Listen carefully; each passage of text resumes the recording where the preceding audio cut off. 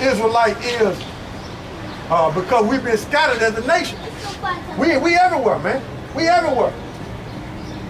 Okay? But this sign is this sign right here, the Negro Latinos and Native Americans, they are Israelite, but in other countries, say for instance in Japan, or say for instance in Africa, this sign will be different because you got different tribes in them lands over there. Okay, you got different tribes and different names in them lands. So this sign will be different. But in America, this is what a boat of the Israelites are. So that's the sign that we have to get the message out through the Spirit. But you got different tribes and they call themselves different names over there. Okay, in other lands. Okay. But this is Romans 3 and 31. Do we then make void the law through faith? Question. God forbid. Yea, we establish the law. So we uphold it. We tell you, look, grow your beard. Okay? We tell you. Dude send me around there, grow my beard and grow my hair. Yeah, you ain't supposed to cut it. I mean, just take for instance. They'll look at me. Hold on. They'll look at me and say, I'm bald headed. Okay? But I got a dictionary, okay? A 1943 dictionary. And when you look up the word bald headed in there, it means desolate. Meaning you ain't got nothing up there. But your hair can be pulled, it can be low. Now you got men that's in their camp that got long hair, that got dreadlock. That's amongst them. I don't know if they down there, yeah, okay. You're a witness, so I take that because I ain't been down there and seen it. But down there, if they got long hair, they going off.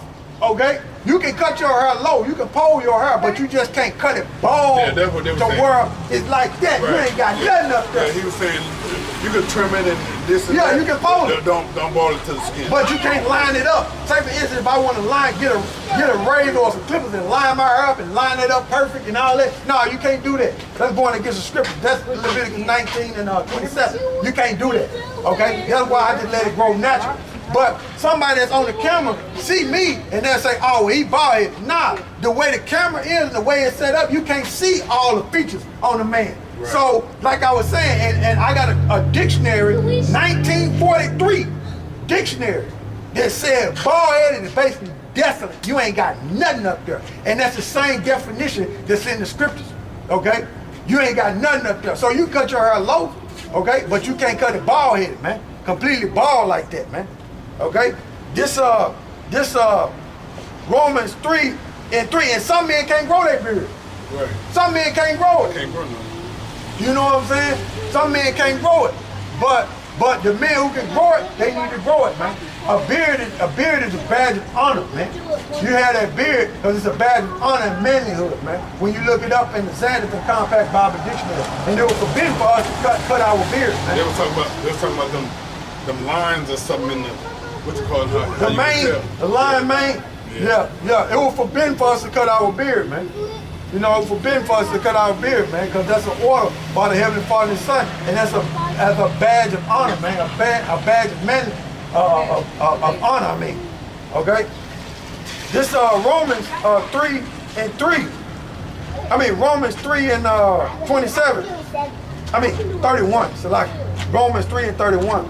Do we then make void the law through faith? So even though we have faith, do we make void the law? Nah, we don't do that. Okay? God forbid. Yea, we establish the law. So we establish it, man.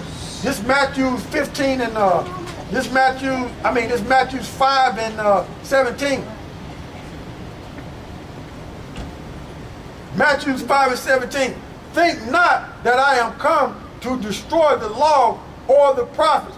The reason why the reason why the Lord was saying that is because he came to, just like I read in Deuteronomy 18 and 18, that the Most High was going to raise up a prophet, a brother among Israel that you should listen to. He's going to put his words in his mouth, loosely translate, loosely paraphrase. Who the world illiterate called Jesus, he came to fulfill certain things in the law.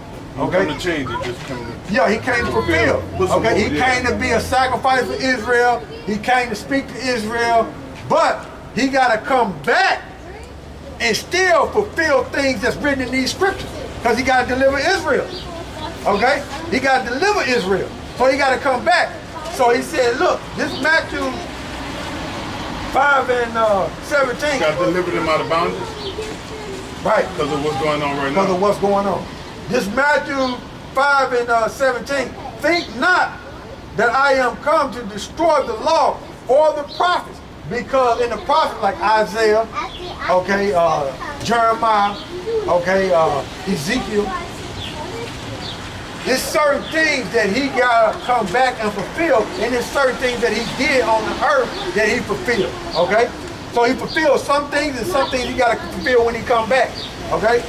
It said, this is Matthew 5 and 17, think not that I am come to destroy the law or the prophets.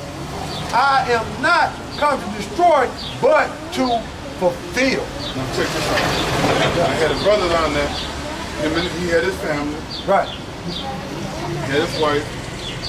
He was like this, right? Right. He was shaved up and, you know, all this cut down like Right.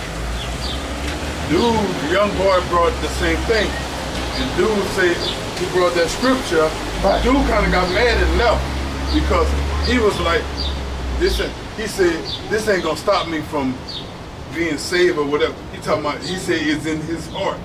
And that's when the brother went to another scripture, was trying to tell him about the law and what, you know what I'm saying, the dude didn't want to hear. Well, this is the thing about our people, man. This is you tell our people. This is Zechariah. See, our people go off their own opinion. And that's what they were trying to tell you. On how they feel. And about their heart. Because the earth is given to the hands of the wicked. The scriptures say the heart is deceitfully wicked, meaning your mind. It ain't what, all it do is pump blood. Right. Okay? That's all it do. It's a vessel that pump blood. What it's talking about, when you're reading the scriptures, heart is the Hebrew word for law. That's how you pronounce it in Hebrew with law, meaning your mind. So the mind is deceitfully wicked. You can say one thing, but be thinking another. Your actions and the things that you do Totally different. is totally different than what the scriptures say. That's why they say actions speak louder than words. Okay, so you have to apply what these scriptures are saying. Okay, through faith. Okay, through faith. Not all men got faith. So if pride seeped up in there, and he said, look, that ain't gonna say, well then pride seeped up in there, and the Most High gonna destroy him for that if he don't repent. Yeah, he don't want to listen. Now I'm finna read this. This Zechariah 7 and 11. But they refused to hearken and pulled away their shoulders and stopped their ears that they should not hear. Verse 12. Yea, they made their hearts as adamant stone, hard. They wouldn't listen. Mine hard. Where you reading out? This Zechariah 7 and 11. Hard. This Zechariah 7 and 12.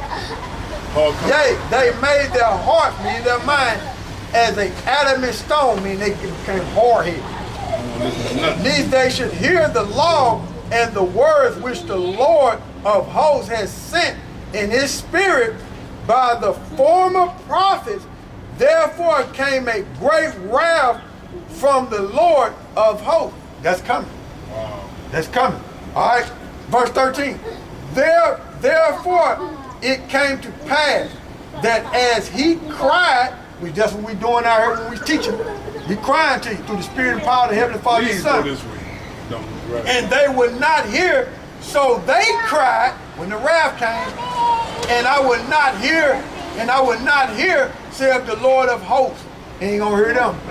He ain't gonna hear them. All right. He ain't gonna hear them. Okay? He ain't gonna hear them. He ain't gonna hear them. Take it easy, bud. He ain't gonna hear them. Okay? When the Heavenly Father sent the destruction, and he asked the guy, look, get yourself together. This is how you're supposed to conduct yourself according to the scripture. Right? And if they didn't listen, then it's on him. It's on him. It's on him. So the blood It's off their hands. But at the same time, they need to be giving you the name of the Heavenly Father and the Son. See, they ain't always right. Okay? They ain't always right. Now you might you might see some defects on some people. All right, the lady was smoking. Yeah, but you supposed to tell our people. Yeah, he did. Yeah, you supposed to tell our people. The two dyke girls. Yeah. They wouldn't listen, black girls. They passed. They wouldn't. You know what I'm saying? He was telling them about, you know what I'm saying, same sex, and told dude about the beard. Yeah, he did. Yeah, bring that part. He did do that. But in his congregation, and amongst his men that's around him, they got this right there. So he need to be rebuking his men that's standing next to him. He need to get them right. Okay? Because a little leaven left the whole lump. Okay? It says this 1 Corinthians 11 and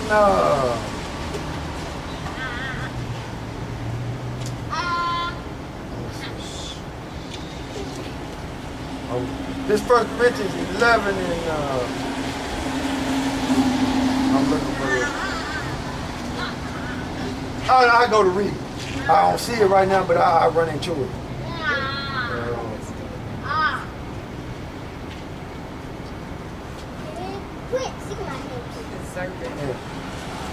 Hold on.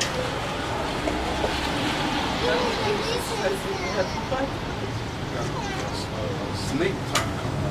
Oh, here you go. Here you go. All right. This 1 Corinthians 11, Salaki for the delay. This 1 Corinthians 11 and 14. Do not nature itself teaches you that if a man have long hair, it is a shame unto him. So what Paul was saying was back then, the Corinthians, which were Israelites, that was in Greece, they was learning and coming into the faith of the Heavenly Father and His Son. They was learning. They didn't know, so they was learning. They was asking Paul a question.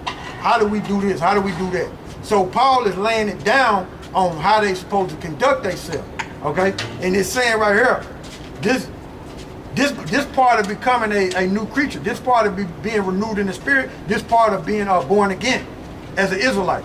This 1 Corinthians 11 and 14. Do not even nature itself teaches you that if a man have long hair, it is a shame unto him. Now we finna look up that word nature. Okay? We finna look up that word nature.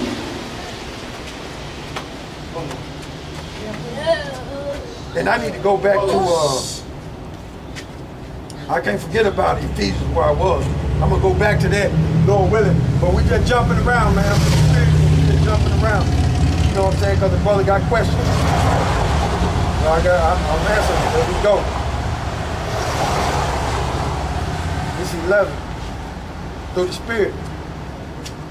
You know, this, I'm going to let you see it. What, that's the meaning right here? The meaning. I'm finna show you the meaning of it. That word nature right there. The word, I'm gonna read it again. This 1 Corinthians 11 and 14.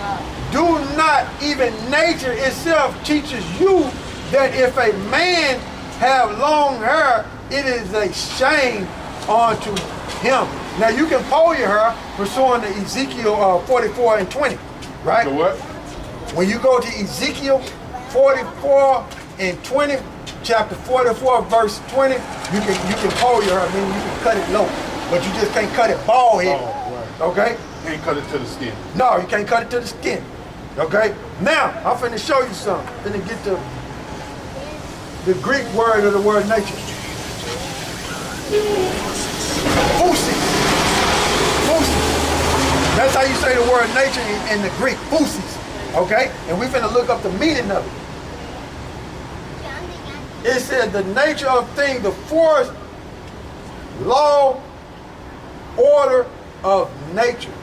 The Bible goes off the laws of nature. Okay? Is it